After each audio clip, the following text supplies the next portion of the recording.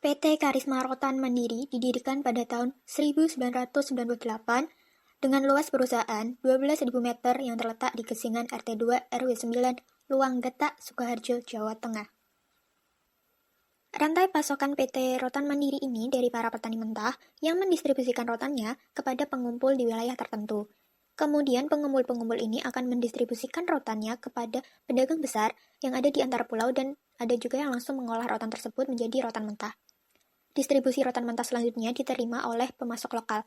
Pemasok lokal akan langsung mendistribusikan rotan mentah tersebut ataupun rotan setengah jadi kepada pengrajin rotan. Kemudian akan diolah menjadi produk berupa furnitur. Setelah menjadi furnitur, baru barang ini akan dijual di dalam negeri maupun diekspor ke luar negeri. Bahan baku utama yang digunakan oleh PT Karisma Rotan Mandiri adalah rotan. Rotan ini didapat dari sumber utama rotan di Indonesia, yaitu Sumatera, Sulawesi, dan Kalimantan.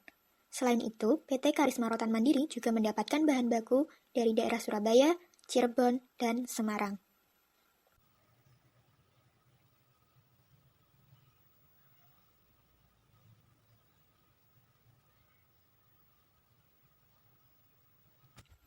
Proses produksi PT Karisma Rotan Mandiri ada 4 tahap. Tahap pertama yaitu produksi pertama, yaitu pemasakan bahan baku di mana rotan dikeringkan dulu lalu diolah menjadi bahan untuk dianyam. Tahap kedua yaitu proses produksi kedua. Di sini ada 3 tahap, yaitu 1 pemotongan, di mana bahan baku yang sudah dipilih dipotong berdasarkan ukuran yang telah ditetapkan. Yang kedua yaitu steaming atau pembengkokan. Bahan baku yang sudah dipotong kemudian dilakukan pembengkokan kerangka dengan cara penguapan atau steaming oven. Selanjutnya yaitu rangkaian kerangka penggabungan bahan-bahan komponen mebel yang sudah dipotong dan dibengkokkan. Tahap selanjutnya yaitu proses produksi ketiga, di mana ada 3 tahap di bawahnya, yaitu 1 pengikatan, yaitu proses penambahan kekuatan dan keindahan bentuk pada sambungan rangkitan. Yang kedua yaitu penganyaman, di mana proses penyelesaian produk menjadi produk jadi yang bernilai dan siap untuk dipasarkan. Yang selanjutnya adalah pengeboran, yaitu pembuatan lubang untuk pemasangan paku. Selanjutnya adalah tahap proses keempat. Proses produksi keempat ini adalah proses produksi yang terakhir. Proses ini meliputi 1 pengampelasan, yaitu proses penghalusan rotan sebelum melakukan finishing. Yang kedua yaitu finishing, yaitu proses akhir dengan melakukan pewarnaan produk, bisa pelitur ataupun cat warna, dengan cara memakai kuas maupun sistem semprot. Strategi pemasaran. PT Karisma Rotan Mandiri telah melaksanakan strategi pembauran pemasaran dalam usaha peningkatan volume penjualannya. Strategi yang dilakukan oleh PT Karisma Rotan Mandiri mampu direspon pasar dengan baik. Hal ini sesuai dengan teori Kotler 2009 yang mengklasifikasikan 4 aktivitas pemasaran, yaitu product, price, place, and promotion. 1 adalah produk. Produk yang diproduksi oleh PT Karisma Rotan Mandiri termasuk dalam kategori produk konsumen, yaitu produk yang dikonsumsi untuk konsumen akhir.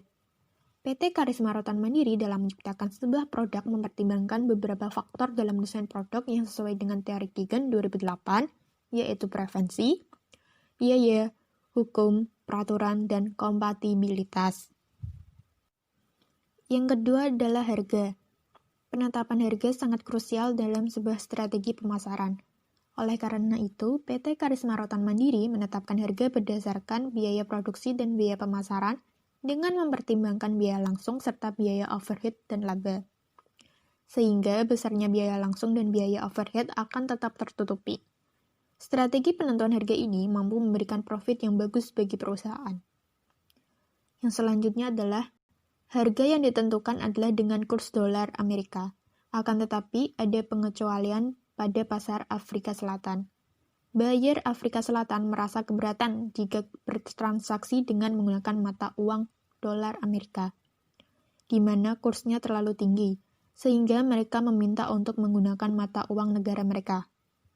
Hal ini dapat diterima oleh PT Karisma Rotan Mandiri selama buyer tersebut memiliki track record yang baik dan harga tersebut tidak merugikan. Yang ketiga yaitu tempat. Distribusi PT Karisma Rotan Mandiri pada praktiknya menggunakan atau melalui wholesaler. Yang keempat yaitu promosi. PT Karisma Rotan Mandiri telah berusaha menjalankan promosi yang dikenal dengan promotional mix, yaitu sales promotion, advertising, public relation, direct marketing, dan personal selling. Promotion mix yang dilakukan oleh PT Karisma Rotan Mandiri. 1. Periklanan. Periklanan adalah seluruh proses yang meliputi penyiapan, perencanaan, pelaksanaan, dan pengawasan iklan. Sedangkan iklan adalah bentuk komunikasi tidak langsung yang didasari pada informasi suatu produk yang disusun sedemikian rupa sehingga menimbulkan rasa menyenangkan yang akan mengubah pikiran seseorang untuk melakukan pembelian. Bentuk periklanan yang dilakukan oleh PT Karisma Rotan Mandiri yaitu dengan memasang iklan pada media internet dengan menyediakan website yaitu www.uniquen.com, di mana di dalam website tersebut memuat produk perusahaan yang menjadi unggulan dan juga memuat produk terbaru. Yang kedua yaitu promosi penjualan. Kegiatan promosi penjualan yang dilakukan oleh PT Karisma Rotan Mandiri adalah sebagai berikut. A. Yaitu rabat. Dalam mempromosikan produk-produknya, PT Karisma Rotan Mandiri memberikan rabat atau potongan harga pada konsumen agar dapat menarik konsumen dan jumlah permintaan dari konsumen dapat terus meningkat. Pada umumnya, besarnya diskon hanya 5% sampai 10%. B. Yaitu penyediaan contoh barang. PT Karisma Rotan Mandiri menyediakan contoh untuk barang jadi, dengan tujuan supaya konsumen yang datang ke perusahaan dapat melihat dan memilih secara langsung barang yang telah tersedia contohnya. Selain itu, juga dapat memesan produk lain yang diinginkan. Yang ketiga yaitu pameran. Adapun beberapa pameran yang pernah diikuti oleh PT Karisma Rotan Mandiri antara lain 1. IFINA atau International Furniture and Craft Fair Indonesia. Yang kedua yaitu IFFS atau International Furniture Fair Singapura.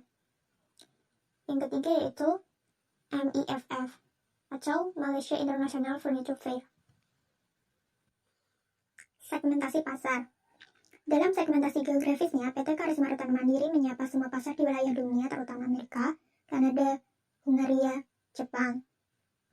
Secara demografis, PT Karisma Rotan Mandiri menargetkan orang di semua kalangan dan semua jenis kelamin. Produk furnitur rotan ini diproduksi untuk semua kelompok dan untuk dikonsumsi semua orang. Segmentasi pasar dalam produk furnitur terfokus pada dua golongan, yaitu modern value dan traditional value.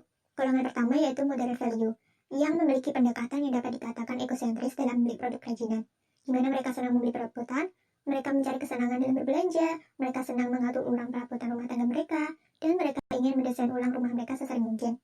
Maka dari itu, dalam segmen ini turut muncul pola masyarakat yang ingin memiliki produk yang didesain khusus sesuai dengan keinginan mereka. Sedangkan golongan kedua yaitu traditional value, adalah tren di masyarakat yang juga memperhatikan mengenai add value suatu produk seperti ramah lingkungan dan tanggung jawab sosial. Profil Jepang. Jepang adalah negara kepulauan yang memiliki julukan sebagai negara matahari terbit dan negeri sakura, yang beribu kota di Tokyo yang merupakan negara industri. Sistem pemerintahan Jepang adalah monarki konstitusional dengan sistem parlementer, dengan kaisar sebagai kepala negara dan perdana menteri sebagai kepala pemerintahan. Secara geografis, Jepang terletak di kawasan Asia Timur yang terpisah dari benua Asia dan berada di sebelah barat Samudra Pasifik. Kita tahu bahwa Jepang memiliki infrastruktur transportasi yang baik, di mana salah satunya adalah Shinkansen. Jepang memiliki 82 bandara untuk penerbangan domestik, dan 32 diantaranya berfungsi sebagai bandara untuk penerbangan internasional.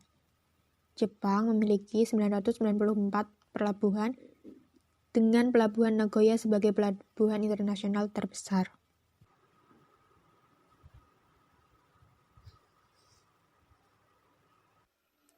Kebijakan impor produk rotan di Jepang. Untuk impor produk rotan, regulasi yang berlaku di Jepang adalah sebagai berikut. 1. Custom Law.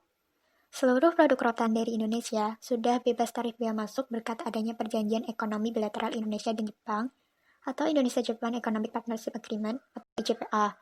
Untuk produk-produk dengan kode HS yang mendapatkan preferential treatment, pengekspor perlu melampirkan sertifikat of origin dengan format IJPA yang dikeluarkan oleh Kementerian Perdagangan Republik Indonesia.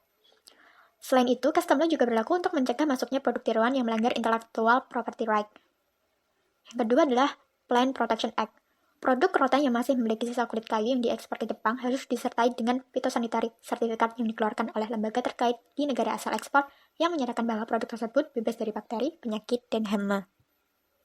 Berikut ini ada informasi lain terkait ekspor furnitur rotan di Jepang. Latar belakang Costa Rica. Pada tahun 1821, Costa Rica menjadi salah satu dari beberapa provinsi di Amerika Tengah yang bersama-sama mendeklarasikan kemerdekaan mereka dari Spanyol. 2 tahun kemudian, ia bergabung dengan Amerika Tengah.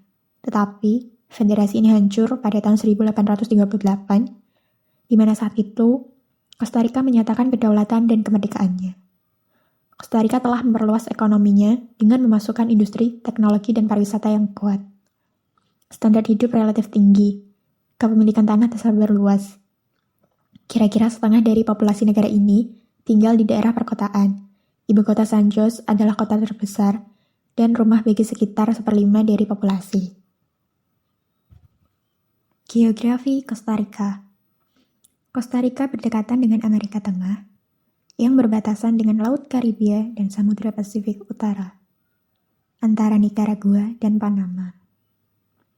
Memiliki iklim tropis dan subtropis, di mana musim kemarau pada bulan Desember hingga April, musim hujan pada bulan Mei hingga November.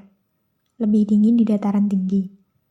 Dataran pantai dipisahkan oleh pegunungan terjal, termasuk lebih dari 100 gunung berapi, yang beberapa di antaranya adalah gunung berapi aktif utama. Ekonomi. Ekonomi Costa Rica menghadapi tantangan karena meningkatnya defisit fiskal, meningkatnya utang publik, dan tingkat pendapatan domestik yang relatif rendah.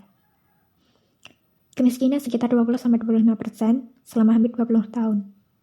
Dan jaringan pengaman sosial pemerintah yang kuat telah terkikis karena meningkatnya kendala dalam pengeluarannya. Peringkat kredit Costa Rica diturunkan dari stabil menjadi negatif pada tahun 2015 dan 2017. Meningkatkan tekanan pada suku bunga kredit yang dapat merugikan bisnis kecil, defisit anggaran dapat merusak pembangunan infrastruktur dan tingkat pengembalian investasi yang dapat melunakkan investasi asing langsung.